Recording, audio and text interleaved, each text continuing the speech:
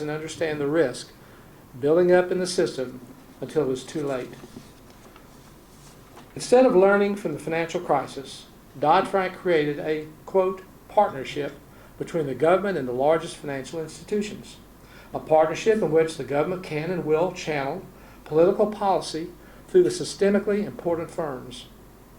Having incorrectly diagnosed the problem, Dodd-Frank's authors wrote a 2,300-page bill that requires the promulgation of 400 new regulations. These generally fall into one of two categories: these that create uncertainty, and those that create economic harm. In this way, Dodd-Frank has increased, not decreased, the likelihood that ill-advised government regulations and mandates will precipitate economic harm or potentially lead to another financial crisis. One of the most contentious policies to come out of Dodd-Frank was how to deal with the problem of too big to fail. Following the bailouts of the 2008 financial crisis, liberal members of the Congress, sympathetic to the policies of the Obama administration, crafted a Wall Street reform bill which they claimed would end taxpayer bailouts and too big to fail. Title I of the Dodd-Frank Wall Street Reform and Consumer Protection Act created the Financial Stability Oversight Council, FSOC, to police systemic risk across the entire U.S. economy by designating specific firms for enhanced supervision and regulation. One of the FSOC's statutory purposes is to promote market discipline by eliminating expectations on the part of shareholders, creditors, and counterparties of such companies. The premise of FSOC is that government will shield taxpayers from losses in the event of failure. Title II of Dodd-Frank created the Orderly Liquidation Authority, OLA, allowing large, complex firms to be dismantled as needed. Title II's proponents have claimed that OLA will permit the FDIC to salvage these firms without requiring taxpayer-funded bailouts. Far from ending too big to fail, Titles I and II codify it by creating and reinforcing the expectation that firms' creditors will be bailed out. Title I codifies too big to fail by subjecting specific firms to enhanced prudential regulation by the Federal Reserve because of their size and their systemic importance. All bank holding companies with more than $50 billion in paid-in capital are automatically subject to these enhanced prudential standards. The FSOC can designate non-bank financial institutions for enhanced supervision by the Federal Reserve. These designated non-bank financial institutions are commonly referred to as systemically important financial institutions, or SIFIs. American Enterprise Institute scholar Pete Wallison has noted that when singling out specific firms for special regulation, the federal government signals to the market that these firms are too big to fail.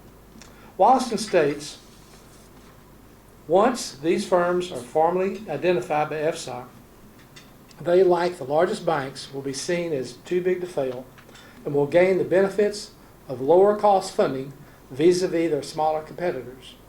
In some cases, the benefits will be even greater.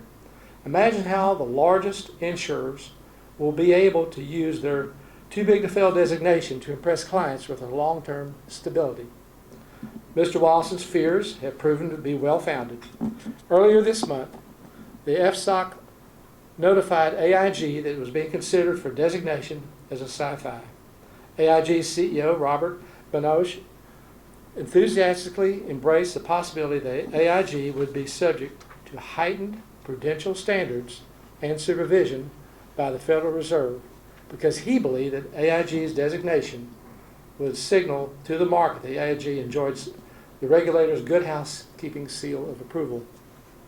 At the direction of Chairman Henschling, and I would kindly say to you that he is a chairman of our committee, a fellow Texan where I grew up. He is a former CEO and serves, of course, as chairman of financial services, that the Oversight and Investigation Subcommittee has held a series of hearings of whether Dodd-Frank ends too big to fail. In fact, in the first 4 hearings of the series, the subcommittee examined Titles I and II of Dodd-Frank. The first hearing examined FSOC and the research body created to assist FSOC. the Office of Financial Research. The second hearing studied the authority of the FDIC and the Federal Reserve under Title I to mitigate systemic risk. The third hearing explored whether Dodd-Frank provides opportunities for taxpayer bailouts. And the fourth hearing reviewed the impact of Dodd-Frank on the prosecutorial decisions of the Justice Department. In summary, the hearings thus far have demonstrated that Dodd-Frank, number one, does not work. That it has not ended too big to fail. That Dodd-Frank provides opportunities for taxpayer bailouts of Wall Street banks. The persistence of too big to fail marks a failure of both public policy and economics. The Wall Street bailouts are a public policy failure because of the fundamental unfairness and moral hazard that follows from securing unearned advantages for a few large firms. Too big to fail is an economic failure because it permits weaker firms that should be subject to the creative destruction of the free enterprise system to operate and to survive in the event of future distress, only because they are buoyed by government support. The problem of too big to fail as a public policy matter has recently reemerged as a key topic in the debate on the future of financial regulations. Recent comments by Obama administration officials and certain members of Congress sympathetic to his leadership show the dangers of too big to fail are recognized on a bipartisan basis. Additionally, the problem of too big to fail as an economic matter has already emerged in debates among domestic and international market observers. I strongly expect to see legislation addressing these issues coming from the Financial Services Committee this winter or early next year. Another major concern with Dodd-Frank was the creation of the Consumer Financial Protection Bureau. The CFPB's purpose was to protect consumers against fraud and other predatory practices by financial institutions. The CFPB's architects vested the fledgling agency with expansive rulemaking, supervision, and reinforcement powers over virtually the entire financial services industry. In order to insulate the CFPB from political influence, they exempted the CFPB from the normal mechanisms designed to ensure the regulatory agencies remain transparent and accountable to Congress and the public. Thus, the CFPB is an independent agency, housed within the Federal Reserve System, with itself an independent agency.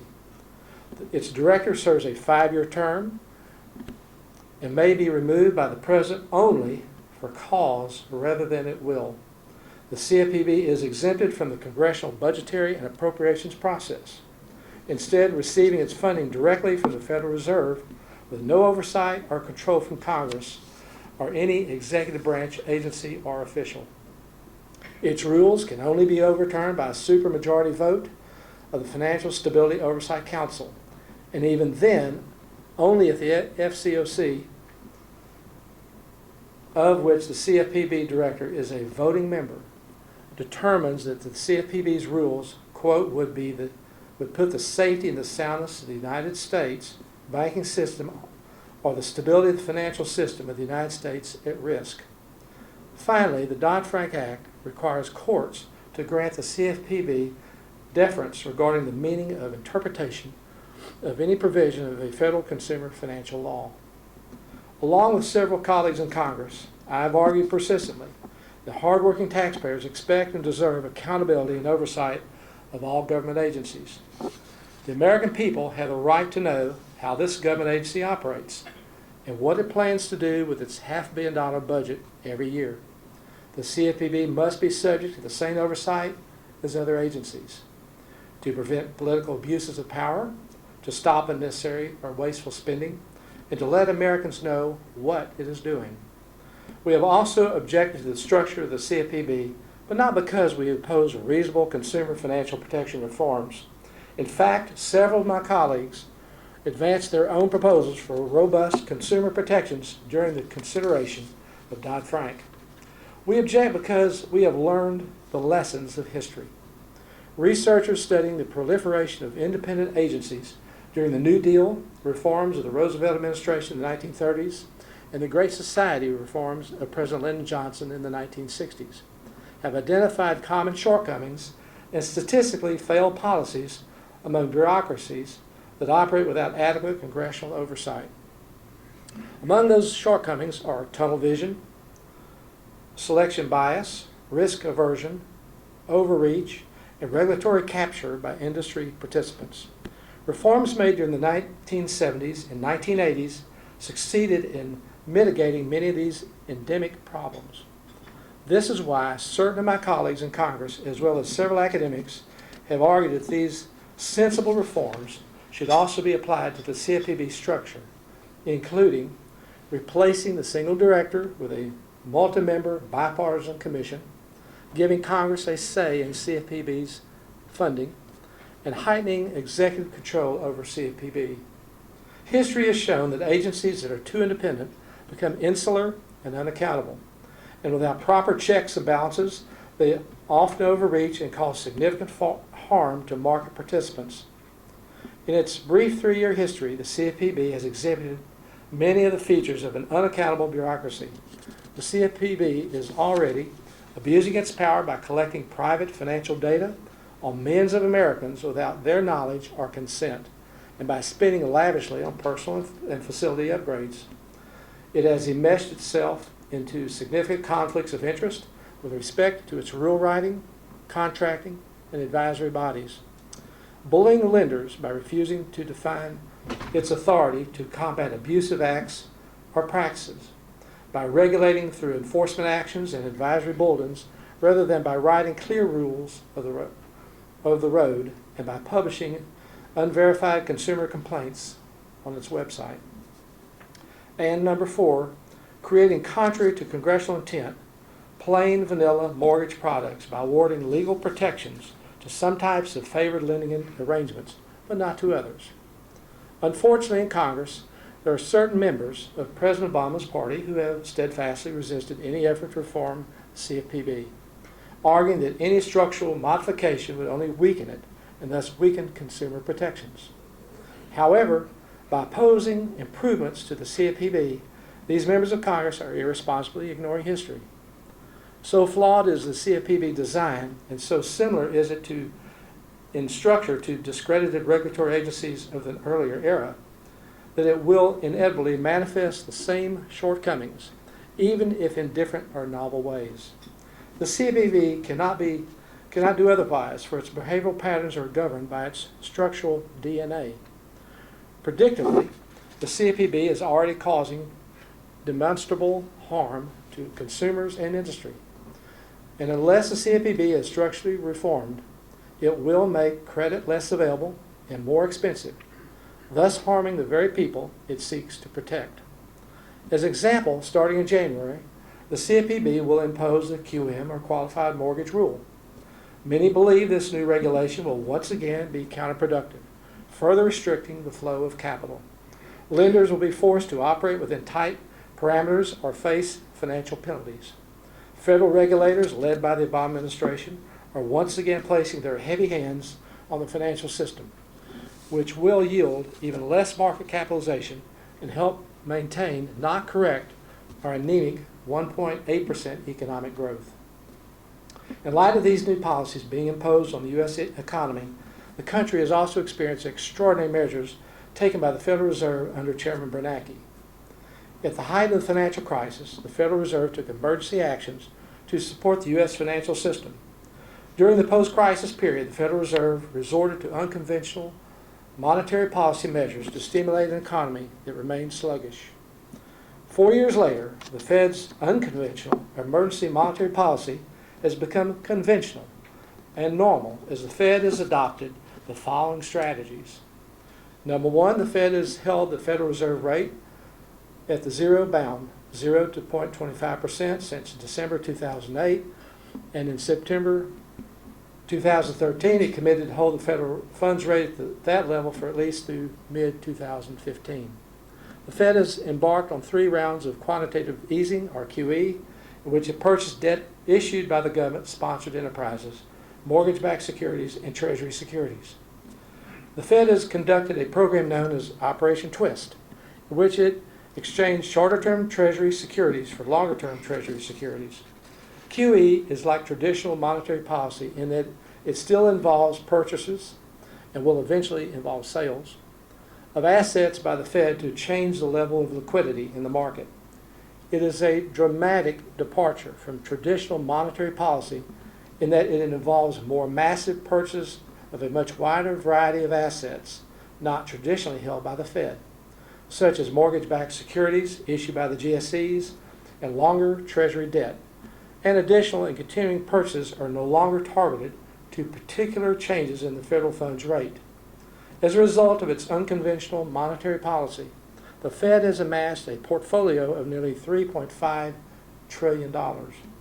Through its sizable intervention in the credit markets, the Federal Reserve has sought to lower interest rates on treasuries and treasuries tied to treasuries, thereby reducing the cost of credit and producing a stimulus to a broader economy. While the Fed has attempted to assist the economy in the past, the last 4 years mark a distinct deviation from the norm, approaching levels never seen before among developed nations. Today, the Fed's balance sheet is more than 4 times the size of its pre-crisis level. It represents 1/5 of the size of the entire U.S. economy. Yet, despite the scope of the Fed's policies, many are concerned that those policies are not working and may in fact pose substantial risk to long-term economic growth and financial stability. Like a patient that has been prescribed too many antibiotics, the economy appears less and less responsive to additional monetary stimulus. With unemployment stuck at 7.3% and GDP growing below the historical norm, the economic recovery in the United States is the slowest in modern times. The Commerce Department's most recent estimate indicates that annual GDP growth in 2013 will be a lackluster 1.8%. But even as the economy fails to respond to the Fed's extraordinary interventions, the risks from that policy continue to mount. The greatest potential risk remains the Fed's strategy for withdrawing monetary stimulus. The financial world parses every word coming from Chairman Bernanke and other Federal Reserve Board governors in hopes of divining when the Fed will begin to sell off the assets it has accumulated and raise the rates. Because of the size of its position, the Fed's exit strategy will profoundly affect the financial institutions. If the Fed unwinds its position too quickly, the Fed risks spiking rates that could cause another recession. If the Fed unwinds too slowly, the Fed risks runaway inflation. Time will tell whether the Fed will be able to pull off a successful exit without devastating the economy. The last 4 years demonstrate that the Federal Reserve's unlimited discretion and lack of transparency in setting monetary policy are thwarting the economic recovery. Rather than continuing an approach that offers little benefit and growing risk, the Fed could better help the economy by adopting a rules-based monetary policy that limits its discretion, is more predictable and transparent, and is easier for the Fed to communicate and for free market participants to understand. In addition, the Federal Reserve, the Obama administration, and Congress must understand that monetary policy is not a panacea for the nation's economic problems. As Chairman Bernanke himself has said, monetary policy cannot and should not replace sound fiscal policy. Higher taxes, thousands of pages of new regulations, and a crushing national debt continue to weigh on the economy. QE will not make an outdated tax code more efficient or make entitlement programs such as Medicare and Medicaid solvent. Until Washington solves the problems created by Washington, the slowest economic recovery in modern times will continue.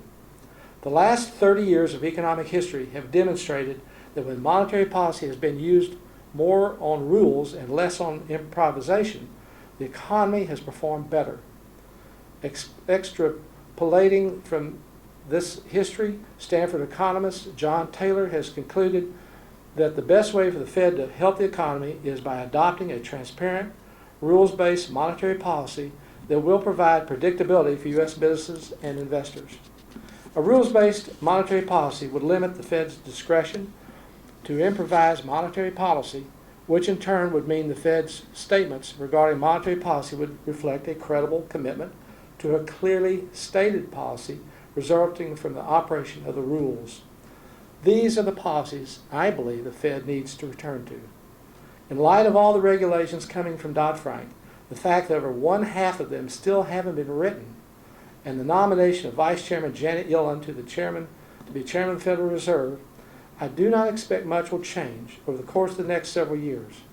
The U.S. economy will continue to have an anemic economic growth, with Washington's continued push to regulate and tax anything that moves. Private capital remain on the sidelines for now. This year, the Financial Services Committee has also worked very hard to bring much-needed reform to the government-supported enterprises. While the financial markets were buried under an avalanche of sweeping overregulation in the Dodd-Frank reform package, the government-supported enterprises most involved in the housing collapse were left largely untouched.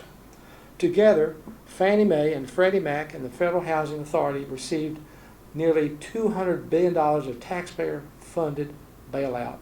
Yet Congress, under the control of President Obama's party, chose not to exercise oversight and provide these government institutions with unwarranted favor. These agencies provided loose credit and too easy underwriting standards, which facilitated the major defaults which led to the demise of hundreds of financial institutions, tens of thousands of jobs, and brought financial collapse and havoc to the country. The goal of the loose credit was to increase home ownership, yet the United States remained 18th in the world in home ownership. The United States government was its own worst enemy in the collapse, advancing policies that could not achieve the intended objective of providing sound structures for home ownership for all Americans. Other countries far outpaced home ownership in their countries without undue and costly government support. We are attempting to change that. Under the leadership of Chairman Henschling, the Financial Services Committee successfully passed the PATH Act, which will essentially privatize these quasi-governmental institutions, preventing costly further taxpayer bailouts. Following passage of the PATH Act from both the Washington Post and the New York Times and the Wall Street Journal herald its reforms as the correct prescription for these misguided policies. Having touched on a number of financial service-related items, I would also like to briefly discuss 3 issues that I'm working on as a member of Congress that are vital, I believe, to everyone in this room. The first one deals with the ongoing cyber threat financial institutions face every day. And the second one surrounds the United States and sustainable budgetary matters. Every day, U.S. businesses are targeted by nation-state actors for cyber exploitation and theft, resulting in large losses of valuable trade secrets and sensitive customer information. This rampant industrial espionage costs American jobs. As chairman of the Congressional Task Force on Terrorism and Unconventional Warfare, I recognize that the cyber threat is facing American institutions, specifically financial institutions, and it's unprecedented today. It poses major concerns to our economy and national security. Many believe the role that China has played to be some of the most active and persistent as a perpetrator of cyber economic espionage. We need to work together to try to mitigate this problem, as U.S. companies have responded and reported to an onslaught of these cyber intrusions that steal sensitive information such as client list, merger and acquisition data, pricing information, and the results of research and development efforts. This illegally acquired information gives other countries an unfair competitive advantage against American companies from which it has been stolen. Most elements of the private sector are already working to make their networks more secure. They're often hindered, however, by a lack of information about what attacks other American companies are experiencing and how they are coping with these attacks. Too often, companies that want to share cyber threat information with other parts of the private sector or the government are prevented or deterred so by a range of policy and legal barriers. Just as important, the U.S. intelligence community also collects classified information about advanced foreign cyber hackers and their plans to attack the networks of American companies. However, the government lacks clear, positive legal authority to grant security clearances and share this important information with private sector companies to help them better defend themselves in cyberspace against nation-state actors with China and other countries. The House of Representatives passed legislation earlier this year enabling cyber threat sharing within the private sector and on a purely voluntary basis with the government all while providing strong provisions for privacy and civil liberties. The bill also provides the government clear authority to grant security clearances to the employees of private sector companies for cybersecurity threat sharing and to share classified cyber threat information with these companies. Voluntary information sharing with the federal government helps improve the government's ability to protect against foreign cyber threats and gives our intelligence agencies tips and leads to help them find advanced foreign cyber hackers overseas. This in turn allows the government to provide even better cyber threat intelligence back to the private sector to help it protect itself. While this isn't a cure-all remedy, it is a positive first step. Turning to fiscal matters, I strongly believe Washington's uncontrolled spending and runaway debt is arguably the greatest threat facing America today. In 2013, federal spending approached $3.5 trillion, and the deficit dropped to, quote, only $642 billion.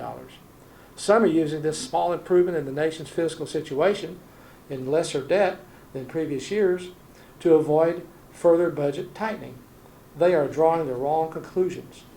Following 4 years of trillion-dollar deficits, the national debt passed $17 trillion and now exceeds 100% of the gross domestic product. Publicly held debt, that is the debt borrowed in credit markets, excluding Social Security's trust fund, for example, is alarmingly high in 3/4 of the GDP. Without further spending cuts, it is on track to rise to a level last seen after World War II. Deficits fell in 2013 because President Obama and Congress raised taxes on all Americans. The economy saw a slight improvement which helped to bring in more revenue, and spending cuts from sequestration and spending caps under the Budget Control Act of 2011 took effect. The nation should not take this short-term and modest deficit improvement as a signal to grow complacent about reining in exploding spending. Though deficits will decline for a few more years, existing spending cuts and tax increases will not prevent them from rising again soon. And within a decade, exceeding $1 trillion deficits will return again. Driving this is federal spending, which, despite sequestration cuts, will grow 69% by 2023. The nation's long-term spending trajectory remains on a fiscal collision course. Total spending has exploded by 40% since 2002, even after inflation. Some programs have grown far in excess of that, including entitlement programs like Social Security, Medicare, Medicaid, and Obamacare are so large and growing that they are on track to overwhelm the entire federal budget. While the Budget Control Act of 2011 and sequestration modestly restrained the discretionary budget, mandatory spending, including entitlements, continues growing nearly unabated. Without any changes, mandatory spending, including net interest, will consume 3/4 of the budget in just 1 decade. Washington must stop kicking the can down the road, or we could soon find ourselves teetering on the edge of a Greek-style meltdown. Instead, lawmakers should eliminate waste, duplication, and inappropriate spending, privatize functions better left to the private sector, and leave areas best managed on a more local level to states and localities. And they should make important changes to the entitlement programs so that they become more affordable with benefits that help those with the greatest need. Medicare will be insolvent within 10 years. We must reform it to preserve it for future generations. These warnings have been highlighted across the political spectrum from House Budget Committee Chairman Paul Ryan, Peter Orszag, the former budget writer for President Obama, and Erskine Bowles, who I've known for 25 years, who was the White House Chief of Staff under President Clinton. Please allow me now to close with another matter that I believe is relevant and important as we look ahead. This year, the Speaker of the House, John Boehner, appointed me to the Congressional Executive Commission on China, which monitors the progress of human rights in China. This issue is of concern and of interest to me for 2 reasons. First, I do believe that basic human rights are universal, including all freedoms of religion and conscience. Every person deserves the dignity and respect of his or her fellow citizens. The great American experiment, which began when early settlers came looking for a land where they could practice their own religion and worship freely without interference or systems imposed on by the state. Those early pilgrims believed, as do many Americans today, what was best expressed by the French philosopher Blaise Pascal. There is a God-shaped vacuum in the heart of every man which can only be filled by God himself. For me personally, my country allowed me the freedom to find a personal relationship with Jesus Christ. Others of my countrymen have found the right to believe or not to believe, as they so choose. These human rights extend to privacy, speech, conscience, and natural respect as a human being.